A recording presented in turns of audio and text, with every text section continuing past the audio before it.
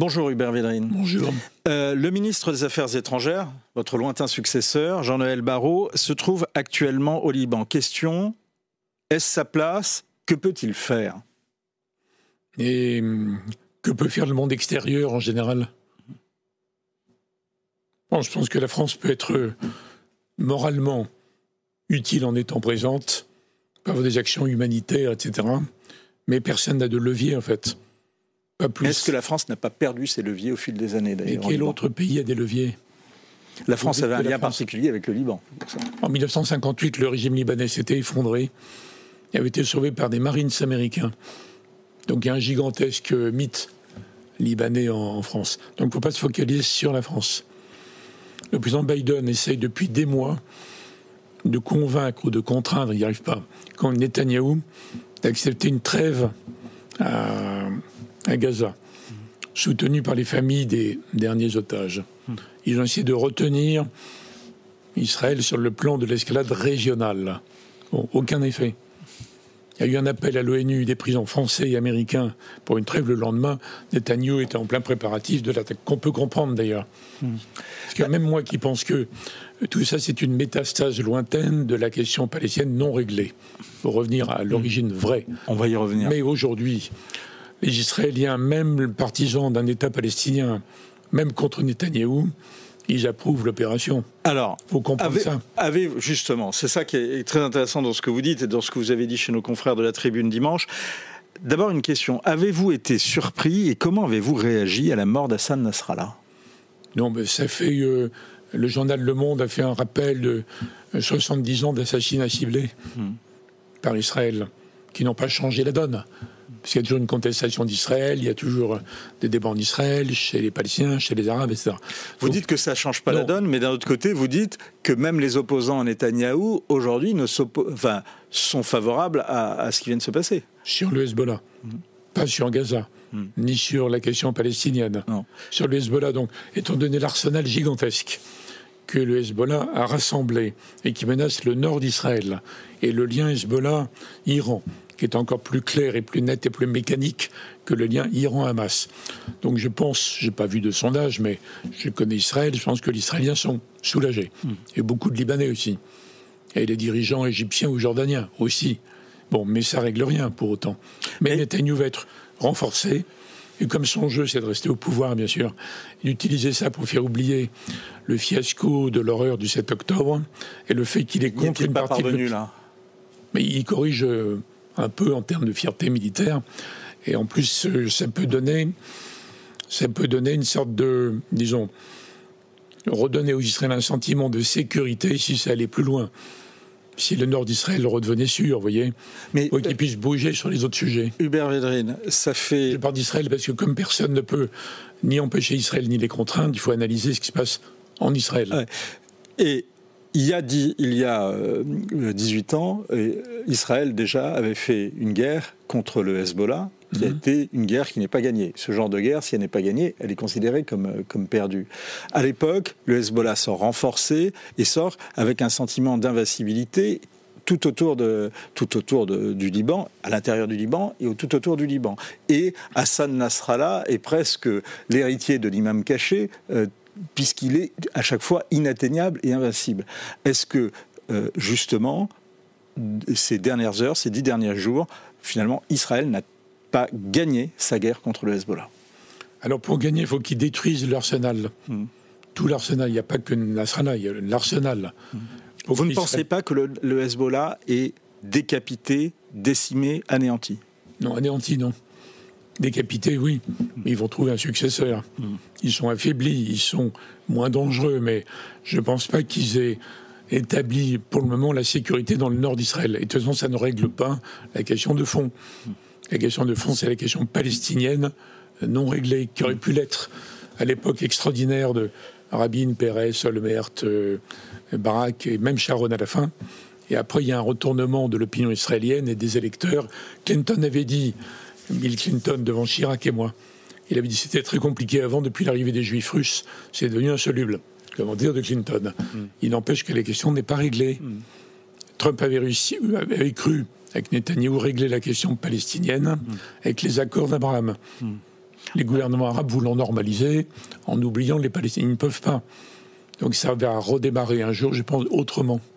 Alors, je vous propose d'écouter quelqu'un qui également s'est penché sur la question. C'est l'ancien président Nicolas Sarkozy qui a été interrogé sur la question ce matin par notre confrère Vincent Hervouet. On l'écoute et on y revient juste après. Je connais bien M. Netanyahou. J'ai eu quantité de discussions avec lui et parfois sévères. Il doit savoir qu'il n'y aura jamais d'éradication de ses ennemis par la guerre, que toute guerre doit avoir une fin et que la négociation n'est pas la capitulation. Donc, il va venir le temps où il va falloir discuter. Mais je suis, et ça sera ma conclusion si vous me le permettez, sur cette première question. Le temps n'est pas venu ? Le temps est venu. Le temps est venu. De la négociation ? De la négociation. Mais, Pascal Praud, c'est extravagant de voir l'Europe pousser les Ukrainiens à se battre jusqu'au dernier sang, des leurs, pas des nôtres, dans une guerre qui a déjà fait 1,5 million de morts, et de considérer que Israël n'aurait pas le droit de se battre et de se défendre. C'est vraiment 2 poids et 2 mesures. La guerre d'un côté, c'est bien, la guerre de l'autre, c'est mal. Alors il y a 2 choses dans ce que dit l'ancien président de la République. D'abord, il y a le fait que Netanyahou doit revenir à la table des négociations. Ça, c'est votre point de vue aussi, Hubert Vélagne. Oui, mais c'est pas sa politique. Hein. Donc ce que dit le président Sarkozy est très bien. Enfin, sur le premier point en tout cas. Mais Netanyahou, comme politique, qu'il n'y ait pas d'interlocuteur en face. Il n'y a pas que le camp de la paix qui dit ça. Même Ehud Barak, il a tout fait pour qu'il n'y ait pas d'autorité palestinienne crédible. Alors, ils étaient déjà mauvais, mais il a tout fait pour qu'il ne soit pas interlocuteur. Ehud Barak, il l'a fait exprès. Ehud Barak, donc l'ancien Premier ministre libanais. On ne parle pas d'Obama, là, oui. Qui était Premier ministre quand vous étiez ministre des Affaires étrangères. J'en ai connu plein, mais travailliste, centre-gauche, pas camp de la paix. Qui avait décidé le retrait israélien du Sud-Liban, d'ailleurs. Alors Netanyahou, il a tout fait pour qu'il n'y ait pas d'interlocuteur. Il ne veut pas d'État palestinien. Donc il ne faut pas qu'il y ait d'interlocuteur. Pouvoir dire ce ne sont que des terroristes. Donc il a créé la situation à Gaza. En maintenant l'enfer de Gaza, comme disait lui-même Sarkozy, juste au niveau de la survie, grâce à l'argent du Qatar pour des raisons compliquées. Bon. Donc il faut recréer un interlocuteur. Il faut sortir de prison un des leaders palestiniens anti-islamistes. Il y en a plein. Les prisons israéliennes regorgent d'otages palestiniens, en fait. Hein. Ils en sortent un. Il faut relancer un processus. Il faut protéger les gens qui redémarreront parce que ils sont menacés dans leur camp. Yitzhak Rabin avait été tué par un juif extrémiste, par un point saint. Donc le président Sarkozy a raison, mais il faut recréer l'interlocuteur pour négocier. Mais c'est pas la politique de Netanyahou. Depuis qu'il est là, il dit avec moi jamais. Mais ce que donc, vous dites, il s'adresse au successeur de Netanyahou, je pense. Ce que vous dites sur Netanyahou, c'est que quand même il y a, on le disait tout à l'heure, un soutien finalement, y compris parmi ses opposants, dans l'opération contre le Hezbollah au sud-Liban. Pour le moment. On remarque également qu'il y a depuis 48 heures, en tout cas depuis vendredi soir, côté américain, Kamala Harris, Joe Biden, là encore, il n'y a pas de condamnation, il y a plutôt du soutien dans les réactions par rapport à l'élimination d'Hassan Nasrallah. Ils sont en campagne. Ils sont en campagne, vous connaissez l'Amérique et vous connaissez l'analyse binaire des Américains.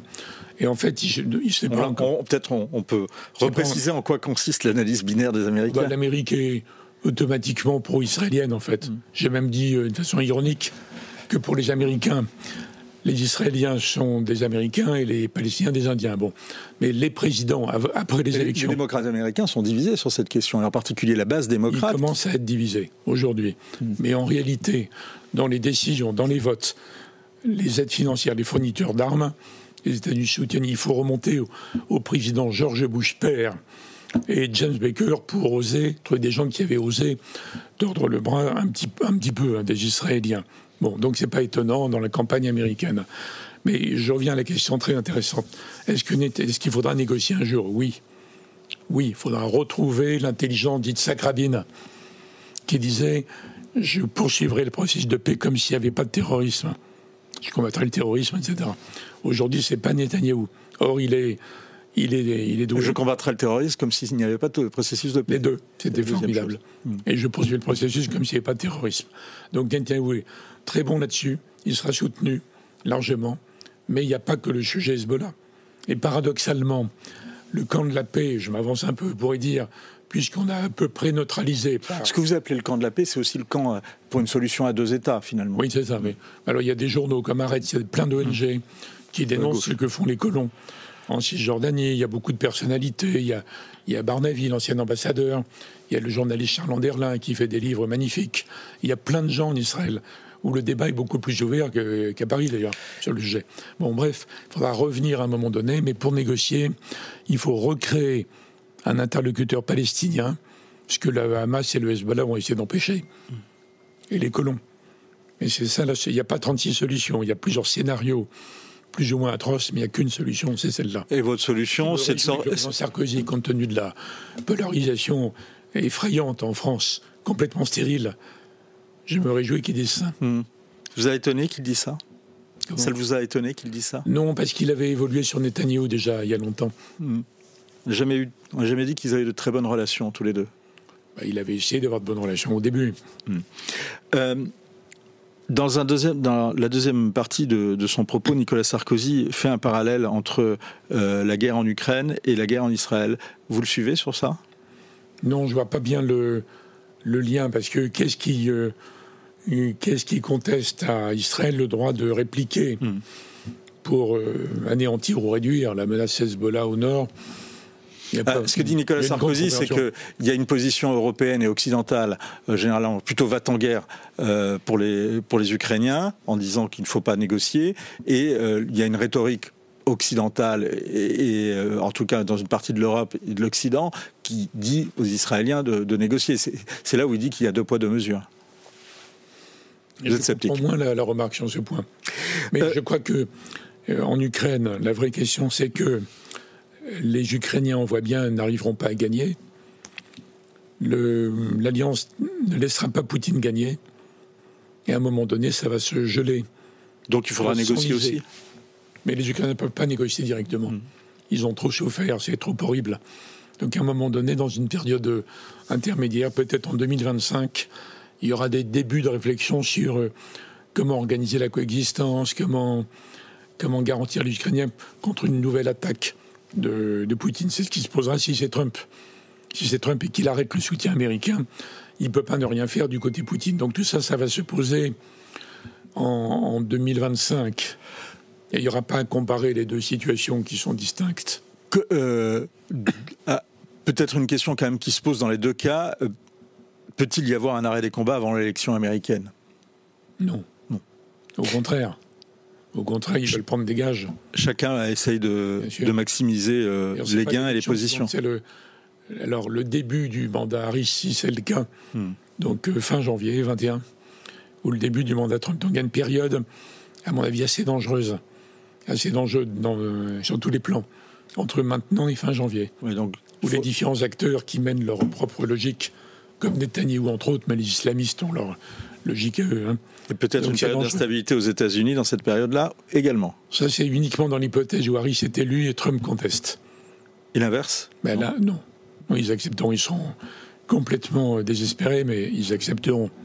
Les démocrates sont démocrates, en général.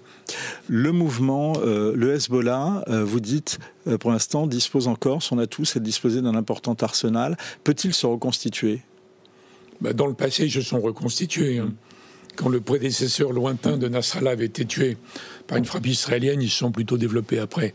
Donc il reste énormément de missiles variés, d'armes dangereuses pour Israël qui sont là, mais j'en parlais hier avec des techniciens. Les Israéliens ne sont pas forcément obligés d'aller au sol. C'est ça, c'est une autre des questions. Je crois que on lit que l'armée israélienne est divisée sur l'opportunité. Pas sur Israël a gagné dans une offensive terrestre? Il y aurait beaucoup de risques, justement. Ils doivent pouvoir aller plus loin, pas dans l'éradication, parce que le Hezbollah, ça nous choque, mais c'est un mouvement terroriste, politique, économique, social. Il y a tout un ensemble. Sur l'aspect militaire menaçant, je pense qu'ils peuvent détruire beaucoup plus l'arsenal en le frappant sans avoir à y aller. Mais c'est Netanyahou qui va décider en fonction des intérêts pour lui variés compte tenu de la politique qu'il a. Il y a un discours qui est dominant depuis ces derniers jours, c'est que l'Iran a plutôt l'intention d'être dans la retenue. Est-ce que vous y souscrivez ou ne pensez-vous pas qu'on peut avoir également une surprise du point de vue du côté de l'Iran ? Ben, c'est pas qu'ils aient l'intention, c'est que la priorité pour le régime iranien, c'est de survivre. Donc ils sont obligés de doser la riposte. Ils ne peuvent pas rien faire. Sinon, ils sont complètement ridicules. Doser, c'est-à-dire de doser la riposte. Hein. Doser, pas des apostrophes. La doser. Ils ne veulent pas se mettre en danger. En même temps, pour alimenter la rhétorique. En Iran, c'est un régime horrible qui finira par tomber un jour. Ils sont évidemment très, très impopulaires, même chez eux. Mais ils sont quand même cruels dans la répression. Donc ça tient. Et ils ont les différents foyers chiites qui sont à des degrés variés instrumentalisés par eux. Donc il faut qu'ils sauvent la face. C'est une question de western un peu. Et est-ce qu'il y a aussi pas ce qu'ils vont faire. L'autre enjeu, c'est d'arriver au seuil nucléaire ? À mon avis, ils vont essayer de trouver quelque chose. Ils ont commencé d'ailleurs au Yémen un peu, ou ailleurs, dans d'autres endroits, à des endroits où il y a des intérêts israéliens ou occidentaux vulnérables. Mais ils vont essayer de pas aller au stade où ils obligeraient... Ils donneraient l'opportunité à Netanyahou d'aller à la guerre directe. Or, on était en rêve d'entraîner l'Amérique dans une guerre avec l'Iran. Là-dedans. Alors, ils vont essayer d'éviter ce piège. Donc, c'est un mauvais coup pour eux, en fait. Une dernière question. Mais n'oubliez pas que la question de base, je me répète, c'est la question palestinienne. On a bien le non-règlement de la question palestinienne. Et donc de libérer un des dirigeants de l'OLP. Des métastases. On a compris votre point de vue. Une dernière question. En quoi peut-on débattre plus librement en Israël qu'en France, Hubert Védrine ? Alors, je vais choquer les gens, mais ils ne peuvent pas se traiter d'antisémites. Donc, il y a des gens qui défendent des points de vue quand même très durs sur Israël en Cisjordanie, des choses comme ça. Il y a même Shlomo Sand, vous vous rappelez de ce nom, non ? C'était un généticien israélien qui disait que, en fait, en termes génétiques, les descendants de l'Israël d'il y a 2000 ans, c'est plutôt les Palestiniens, en fait. Alors ici, ils seraient invités nulle part pour dire ça. Est-ce que vous ne pensez... Alors là-bas, il y a des débats, on discute. Est-ce que vous ne pensez pas que quand même dans l'opposition à Israël, aujourd'hui, il y a des dérives antisémites, notamment du côté de la gauche radicale ? Il y en a évidemment, notamment chez les islamistes. Mais il faut faire attention. Il faut faire attention au piège de Netanyahou.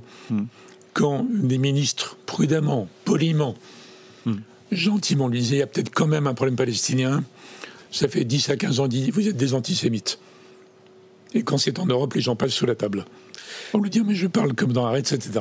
Donc évidemment, mais si vous voulez combattre l'antisémitisme, en vrai, il faut le combattre, bien sûr, sans arrêt.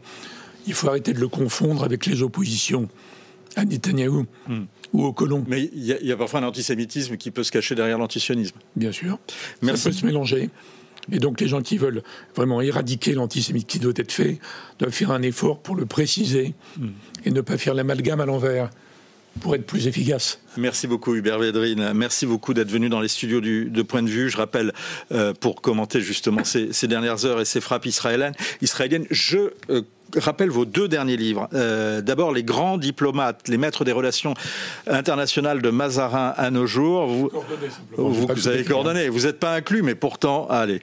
En tout cas, vous écrivez dedans et c'est absolument passionnant et c'est à lire, c'est chez Perrin. Et puis, votre dernier livre, Camus, Notre rempart, lui, c'est chez Plon. Vous viendrez nous en reparler ? Si vous voulez. Avec plaisir. À suivre. Merci beaucoup, Hubert Védrine.